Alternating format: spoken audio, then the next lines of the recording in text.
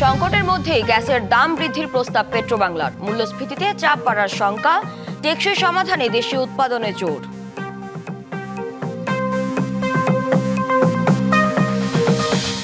চাঁদাবাজিতে জড়িত সরকার দলের লোকজন, অভিযোগ বিরোধী দলীয় নেতার। বললেন, দেশ পরিচালনায় নৈতিক অধিকার হারিয়েছে সরকার।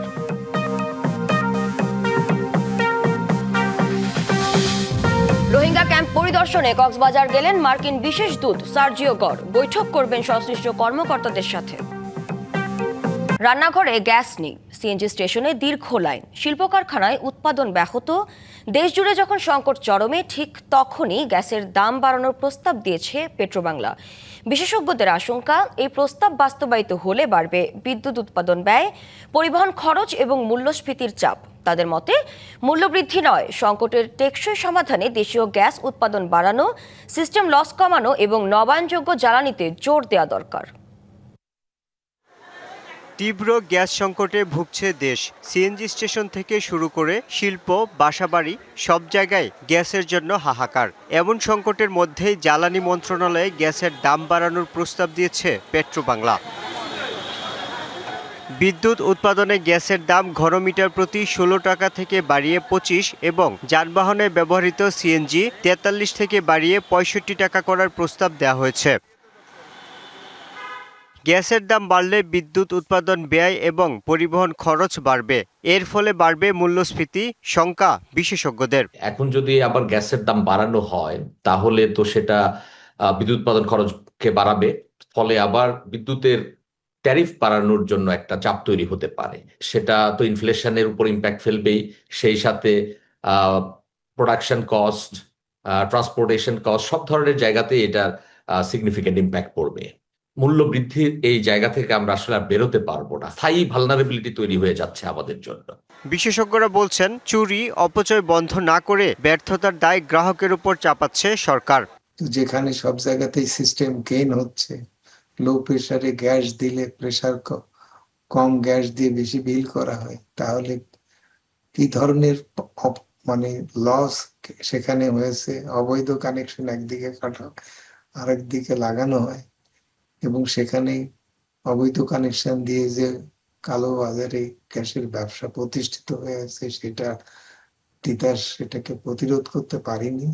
সংকট সমাধানে অভ্যন্তরীণ উৎস থেকে উৎপাদন বাড়ানো এবং নবায়নযোগ্য জ্বালানিতে জোর দেওয়ার তাগিদ দিয়েছেন বিশেষজ্ঞরা। Yusuf Rana, DBC news, Dhaka. চাঁদাবাজির সাথে সরকার দলের লোকজন জড়িত বলে অভিযোগ করেছেন বিরোধী দলীয় নেতা ও জামায়াত আমির ডাক্তার শফিকুর রহমান। সকালে জাতীয় প্রেস ক্লাবে বাংলাদেশ পরিবহন শ্রমিক ফেডারেশনের আলোচনা সভায় তিনি এই অভিযোগ করেন। সরকার দেশ পরিচালনার নৈতিক অধিকার হারিয়েছে বলেও মন্তব্য করেন তিনি। বলেন, চাঁদাবাজদের হাতে পরিবহন শ্রমিকরা যেখানে সেখানে নাজেহাল হচ্ছে। জামায়াত আমিরের অভিযোগ, চাঁদা দিতে অস্বীকার করলে মারধর করা হয়। বাংলাদেশ থেকে যে কোনো মূল্যে এই চাঁদাবাজদের ভূত তাড়ানো হবে বলেও হুঁশিয়ারি দেন বিরোধী দলীয় নেতা। জামায়াত আমির বলেন, সরকার নিজেদের গণতান্ত্রিক মনে করলে অবশ্যই গণভোটের রায় বাস্তবায়ন করতে হবে। তারা মাথা থেকে পায়ের পাতা পর্যন্ত ঘুণ পুকে ধরেছে এবং সরিষার মধ্যে ভূত আছে, অতএব ভূত তাড়াতে পারবে না এই সরকার। নৈতিক দিক থেকে সরকার তার অধিকার হারিয়েছে দেশকে পরিচালনা করে। চাঁদাবাজদের হাতে যেখানে সেখানে পরিবহন শ্রমিকরা তারা নাজেহাল হচ্ছেন। চাঁদা দিতে অস্বীকার করলেই তাদের উপর বিপদ নেমে আসছে। আইন সংস্কার কমিশনের প্রস্তাবনাগুলো জুলাই সনদের আলোকে বাস্তবায়ন হবে, কথা জানিয়েছেন আইনমন্ত্রী মোহাম্মদ আসাদুজ্জামান। সকালে ঝিনাইদহ শহরের পুরাতন ডিসি কোর্ট চত্বরে বৃক্ষমেলা উদ্বোধন করে সাংবাদিকদের মন্ত্রী বলেন, অন্তর্বর্তী সরকারের সময় 133টি অধ্যাদেশ জারি করা হয়, এর প্রায় সবই সরকার গ্রহণ করেছে। একই অনুষ্ঠানে বেসামরিক বিমান পরিবহন ও পর্যটন প্রতিমন্ত্রী এম রশিদুজ্জামান মিল্লাত বলেন, দেশি বিদেশি পর্যটকদের আকৃষ্ট করতে মহাপরিকল্পনা নেওয়া হয়েছে। পরিকল্পনা বাস্তবায়ন হলে অনেক এগিয়ে যাবে দেশের পর্যটন খাত। আইন সংস্কার কমিশনের প্রস্তাবনার আলোকেই 133টা অর্ডিন্যান্স অন্তর্বর্তীকালীন সরকারের সময় জারি করা হয় এবং সেই অর্ডিন্যান্সগুলোর মধ্য থেকে প্রায় সবগুলোই আমরা কিন্তু সেই সংস্কারগুলো গ্রহণ করেছি।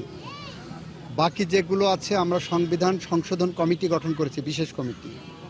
সেই কমিটি জুলাই সনদের আলোকে আমরা সংস্কারগুলো এগিয়ে নেব।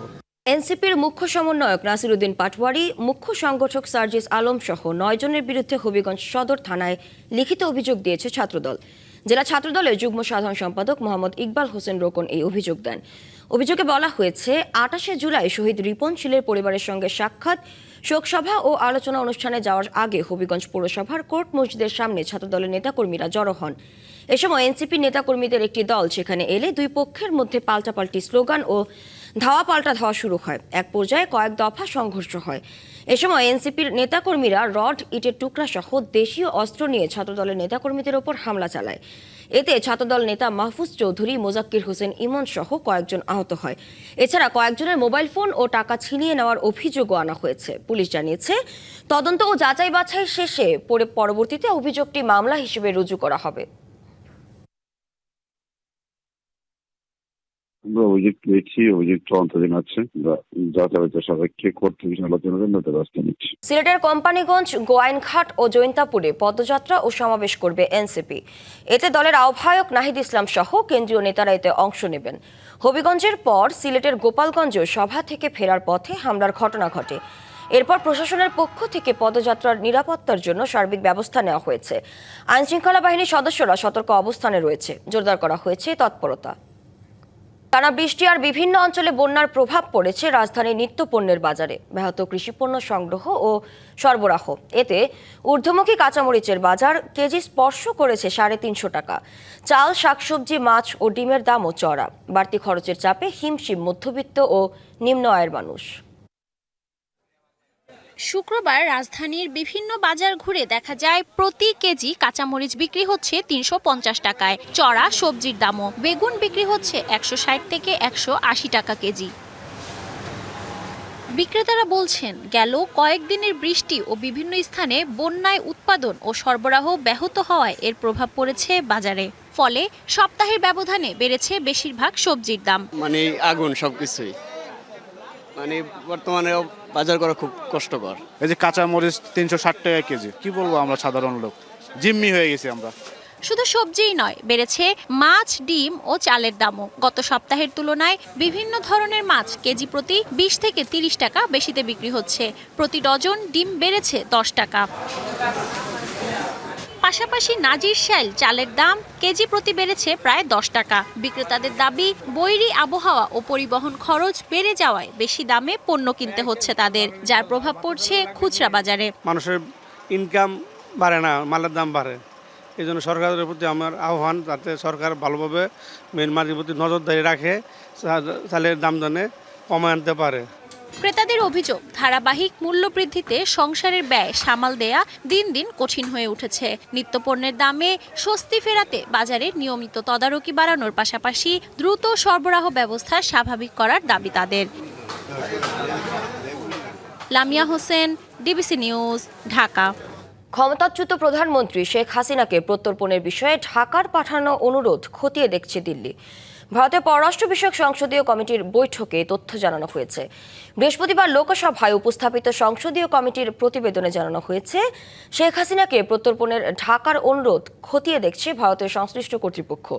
2024 সালের আগস্টে অভ্যুত্থানের পর ভারতে আশ্রয় নেওয়া শেখ হাসিনাকে ফেরত পাঠাতে অন্তর্বর্তী সরকারের পর বর্তমান বিএনপি সরকারও অনুরোধ জানিয়েছে। তবে নয়াদিল্লি স্পষ্ট করেছে, ভারতীয় ভূখণ্ড ব্যবহার করে তাকে কোনো রাজনৈতিক কর্মকাণ্ড চালাতে দেওয়া হচ্ছে না, বরং মানবিক ঐতিহ্য থেকেই তাকে সেখানে আশ্রয়ের সুযোগ দেওয়া হয়েছে।